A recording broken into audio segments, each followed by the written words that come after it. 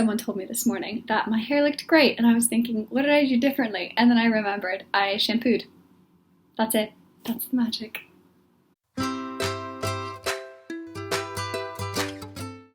Hello everyone, wherever you are, wherever part of the world, I hope that you're somewhere cozy and settled in and ready to enjoy the education that I'm about to bequeath on you. So today what I want to talk about is all about medium publications. I'm talking writing your own publication. I'm talking being in somebody else's publication. I'm talking how to submit to big publications. The pros, the cons, the in-between, the messy, the dirty, everything. It's going to be a journey and you're here with me, so buckle in. So this is inspired by one of my Patreon subscribers, Jane. She sent in a question and I used that as a jumping board to kind of like think of all the different questions I've had over the past couple of months about publications and bringing it all up to date. So yeah, let's go. Okay, so first question. What happens if somebody wants to syndicate your Medium blog post? So let's dive into this. What does syndication mean? Syndication basically means they want to take your post that you wrote and published on Medium and they want to put it on their own publication. This has happened to me 3 times. Once with Business Insider, once with Positively Positive, they wanted a couple of my stories, and once with Pop Sugar. The really great thing about this is Medium lets you own full rights to your content, which means that you can publish it on Medium, and then if you want to publish it somewhere else, you're absolutely free to do that. You own your content, you own all the rights, you can put it anywhere you want all over the internet, it's totally up to you. Syndication normally doesn't pay because these publications, you've already written the work, you haven't written it for them, so they're not going to pay you for it. At least that's my experience, and that's all the other writers I know that's their experience as well. So the benefit of syndication is just exposure. Exposure does not pay the bills, I know, but any chance for you to kind of increase your audience, increase awareness of you as a person, as a writer, just another place to put like your Twitter bio, or sorry, not your Twitter bio, your own bio, your Twitter handle, your Instagram, whatever you want to point people to, that's another door to get them there. Secondly, it opens the door to paid pieces with that publication. If they want to syndicate your content, you have 2 huge advantages over everyone else who's pitching them. A, you have a name and an email address. You know who you want to pitch. And B, you know they like your stuff. They've asked you if they can have your words on their site. It's super important for you to follow up this right away and say, great, thank you so much. I'd love to have my blog post syndicated on whatever website. Can I pitch for you freelance for other ideas? And if so, what's your budget? So those are going to be the 2 questions. Can I pitch freelance and what the budget is? Some of these places might say like, we don't have a budget, that's fine. Some places don't.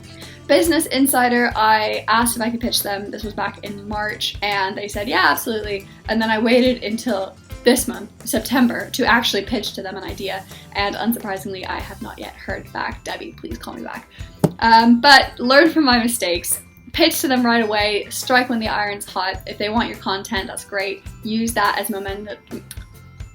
momentum to further your writing career on those websites. So in a nutshell, syndication is when somebody wants to republish your existing content on their own site. They won't pay you for it, but it will give you advantages when you want to publish them and get paid for it later down the line.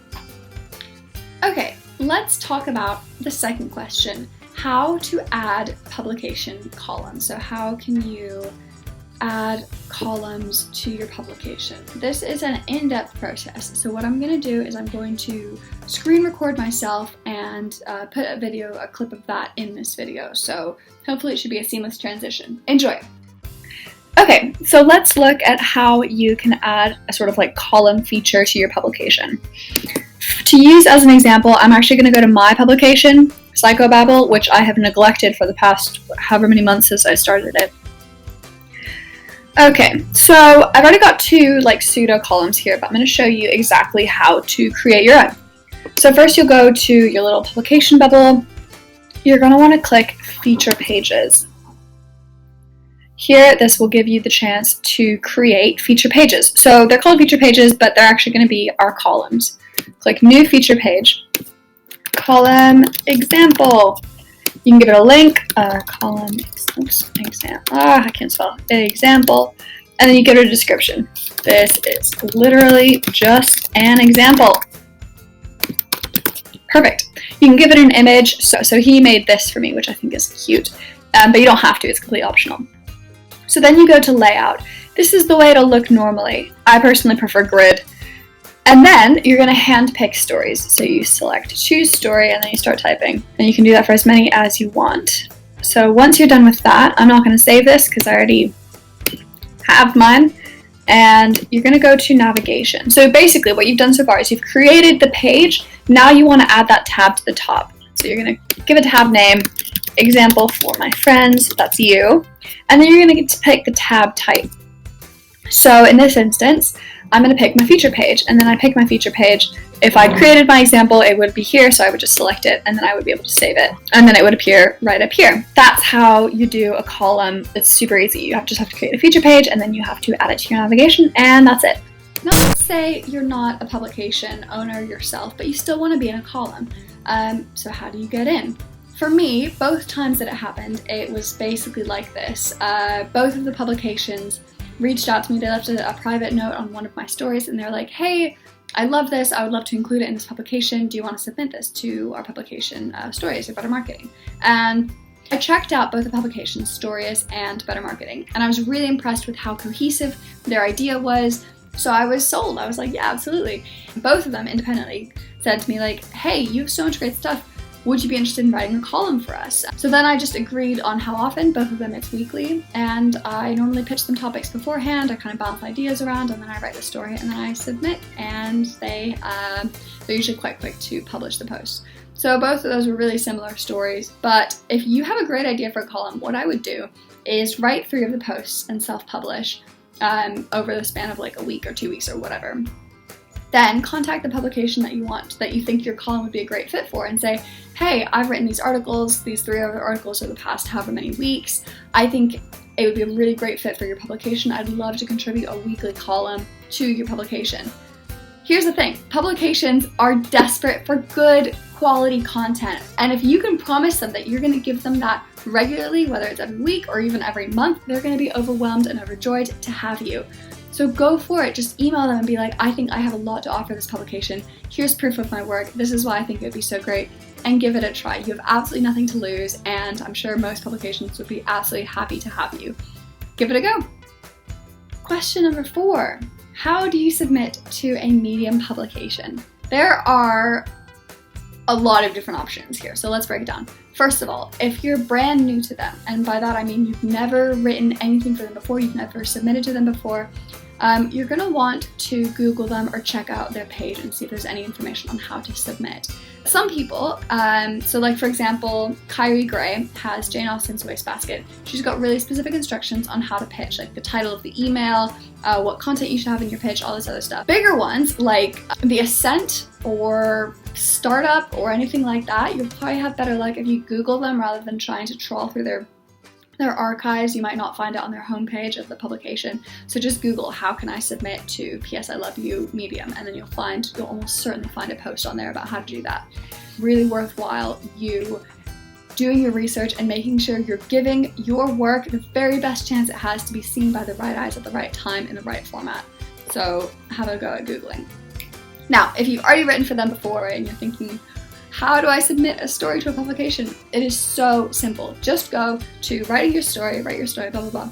Then go to the little 3 dots in the top right corner, whichever way is right for you, and you'll see add to publication. Click that and you'll see a drop down of all the publications that you're already a member of. And then when it comes time to publishing, you just click submit to publication. You'll have an option to include 5 tags there, and then you're done. It's submitted. Then it's up to the editor to read, review, and reject or accept your work. It's 100% up to you. Weigh up the pros, weigh up the cons, do your research on the publication, see if it matches your interests, your needs. You'll find a ready-built audience for you already there, ready to see your work. So yeah, that's it. That's how you, whether you're a new author or an existing one, that's how you submit to publications. Okay, last but not least, should you create your own publication on Medium? I'm going to be a bit of a hypocrite here and say, yes, you should, even though I don't really maintain my own. And this is why. If you create your own publication and publish your stuff inside that publication, you're giving people 2 ways to follow you, which means that if they follow you or your pub or both, you might have an increased chance of them coming across your work and clicking on it and clapping for it or whatever. It also gives you a chance to go really niche. So you can create up to 7 publications of your own. And I've talked before about one of my favorite things on Medium is that you can write about whatever you want. People are not here for your expertise on any one topic. They're here because they love your writing voice. That's great.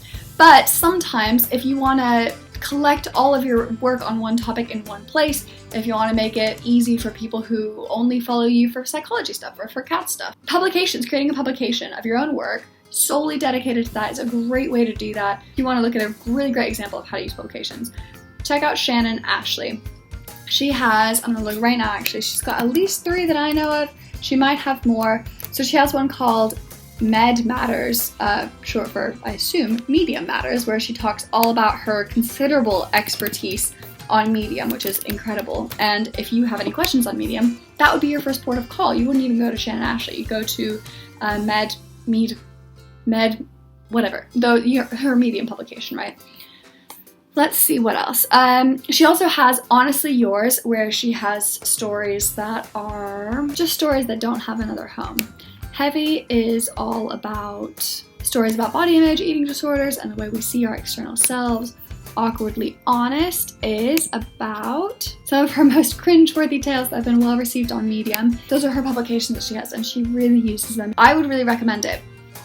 It's hard, honestly, it's hard to keep up with it. It's like another job you have to do on top of being a writer. You also have to be your own editor, but it really pays off, I think, for a lot of people who use them actively. And more importantly, they have this thing called letters. So if you're like me and you're absolutely hopeless with your mailing list and it took you way too long to get started, publications are your friend here. They have an inbuilt newsletter functionality called Letters, and it lets you send out a letter to all of that publication's followers. That's amazing. That's with just a couple clicks of a button. You don't have to sign up to MailChimp or anything like that. You can automatically reach all of your publication followers. So one person I know called Shonda Grimes uses this on the daily. She sends out daily letters posting her recently published stories. Extra eyeballs is just another way to reach your audience. So, summary of publications. Should you make 1? Yes. Should you make up to 7? Only you know the answer to that. But I really think that if you're ready to do the hard work for it, it can really pay off for you, both in terms of letting other people get to see your work, as well as having this letter feature to kind of push your work in front of other people's noses.